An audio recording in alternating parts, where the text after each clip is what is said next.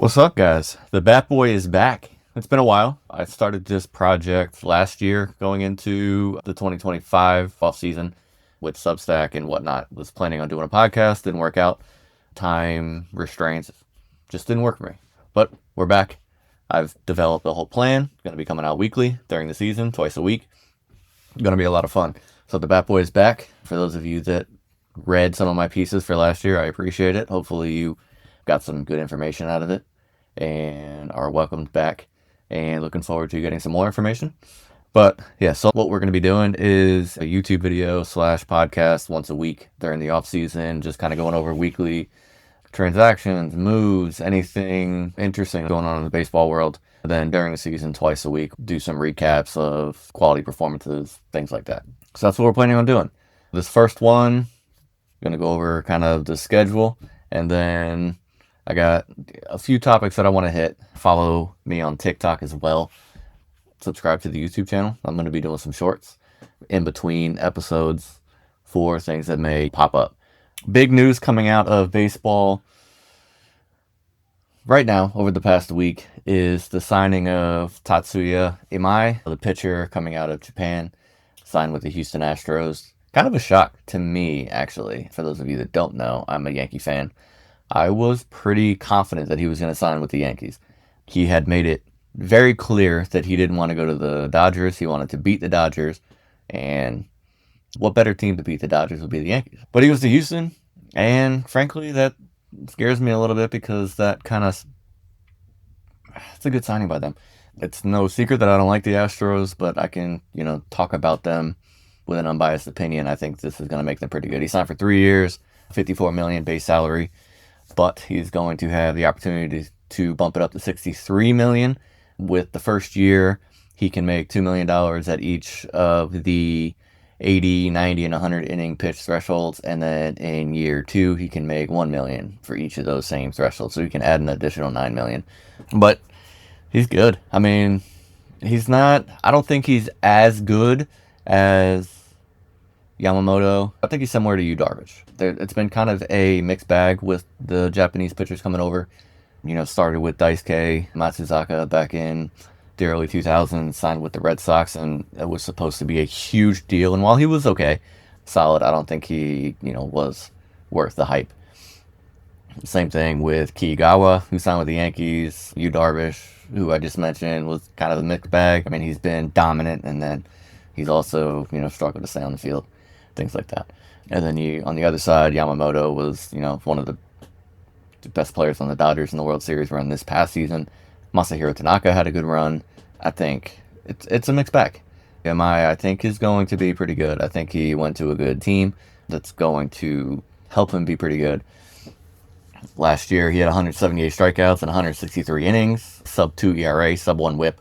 Dominant. I mean, nothing else you could say. But then again, most of those numbers don't translate entirely to Major League Baseball. Put it this way. What he did in the NPB last year is similar to what Paul Skeens has been doing for the last 2 years here. So the numbers that he's putting up would literally be he would be the best pitcher on the planet. If he does that, great. If not, those are high expectations. I think he'll slot in there behind Hunter Brown, but I think this is going to be a good replacement for Framber Valdez, who is not coming back to Houston because he's had a bit of a strange relationship with the Astros, and I also think that's why he's not getting signed as quickly as some other players, because of some of the maturity issues, I guess, to put it nicely, that he has. But it's a big signing. Kudos to Houston for snatching him from the Yankees. But we shall see how that plays out. Also from Japan, Kazuma Okamoto signed with the Blue Jays. I believe this was just yesterday, the day before. He was reaching the end of his posting time limit, but he signed with the Blue Jays, 4 years, $60 million. The Blue Jays, taking that World Series loss to heart, because they are getting a lot better. As a Yankee fan, I'm worried. They're doing a lot, and the Yankees are doing nothing. Blue Jays are looking scary. He's going to slot there at third base, opposite Vladimir Guerrero, huge power guy. It's been one of the most prolific power hitters over the last, 6-7 years in Japan. Low strikeout, high contact, on base. Pretty much everything the Blue Jays excel in, he's going to fit right in. It's one of the scariest teams to face offensively because they just don't strike out. They put balls in play, they put the pressure on the defense, and it carried them all the way to as close as a World Series win as you can get without winning one. But he's going to fit right in that lineup. It's just the lineup flooded with guys that just put bat on ball and make the defense make plays. And he's going to do that. Defense, but that's okay. With the offense that he's going to provide, even if they got to move him to DA, so they'll figure out a way to get him in the lineup, and he's going to be good. Also, to kind of go in line with the Blue Jays, Bichette still hasn't been signed.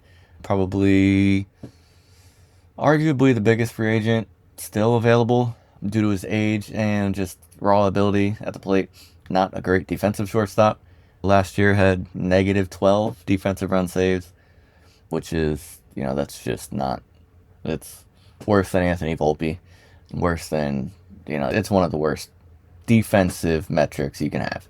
But the bat is hard to argue with. Had a rough 2024, but bounced back in his contract year, as most of them do. And 2025 hit, 311 with 18 home runs, 94 RBIs. Had his highest OPS plus, which is my favorite stat. OPS plus and ERA plus that just basically say what you're doing compared to the rest of the league, rather than just looking at the raw numbers. His OPS plus was 129, which means he was 29% better than the average hitter. And that was his best number since his rookie season in 2019, which wasn't a full season. The bat is back. He did mention that he's open to playing second base, which is a big deal because it's a lot less strenuous of a position than shortstop. So if he moves to second, I think that defensive liability will lessen a little bit. It was the Yankees, the Cubs, and the Dodgers that have most notably checked in on him. I think he will take each of those teams to a new height. So personally, I would love the Yankees to sign him. He's my favorite target right now. But if he was to go to the Cubs, that's a totally different team. If he's go to the Dodgers, what else can you say about that team? Smaller signing, but I think just as difference making for the team. The Giants signed starting pitcher Tyler Mahle. Not a flashy name, not a name that many baseball nerds are really going to know. But he had a really good 2025 season that was cut short mid-year with a rotator cuff injury. But all signs are pointing towards he's going to be ready for spring training. And his 2025 season, he made just 16 starts, had a 2.18 ERA in 86 innings with a 1.68 ERA plus, which, like I mentioned before, is my favorite stat. 68% better than the average pitcher. Granted, 16 starts, which is essentially a half a season. They usually get 32, 33 starts. So he basically played half a season, but that half a season was excellent. And he joins a rotation with Logan Webb and Robbie Ray, which behind them it gets a little bit murky. So I think that's a huge signing for the Giants, who went in pretty heavily last offseason with Willy Adames. So this, shores up their rotation a little bit. So I like this signing a lot as, one of the underrated, most beneficial signings to a team so far. Cody Bellinger is another one who is a primary target for a lot of teams, hasn't been signed yet. Word on the street is the Yankees have made a formal offer, but there's no details known yet. Obviously, he's a great fit in New York. He's one of the few free agents that the Yankees have targeted that they know how he can handle the Bronx. They know how he can handle the New York media, how he can handle playing for the Yankees. Because as we saw with Devin Williams, as we've seen with Sonny Gray, and some of the stuff he said, not everybody can handle that side of New York.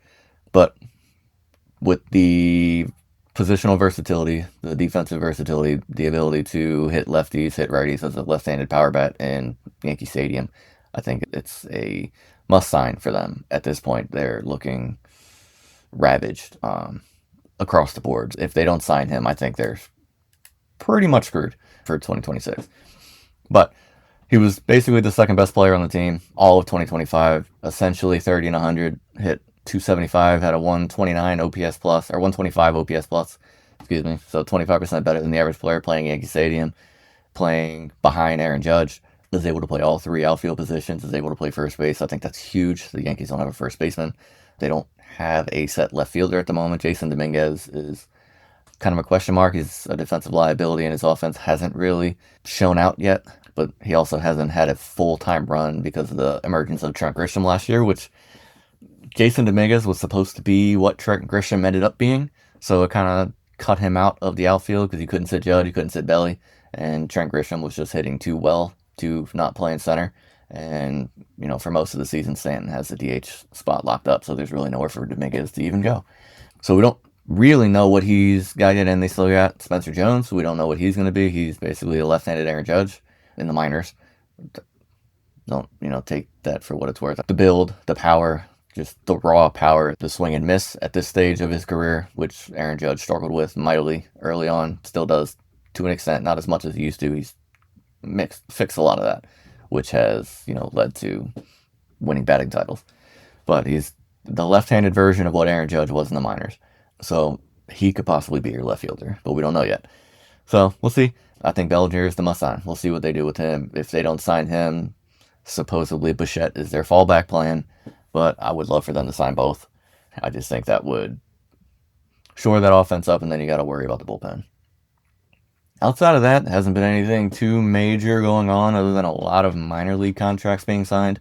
The international free agent signing period opens soon, so that'll be interesting to see what happens there. And then once Bellinger and Bichette sign, I think that's when we'll start seeing some dominoes fall into place behind them, because I think they're going to set the financial numbers, frankly. So once that first domino falls, that's when you start to see some of the other guys that are, tier 2, tier 3. So again, thank you for tuning in. I am going to make this a more regular thing. There is going to be some articles on my Substack. There is going to be some YouTube content, some TikTok content, some podcast content, however you want to consume your content. I'm going to make that available.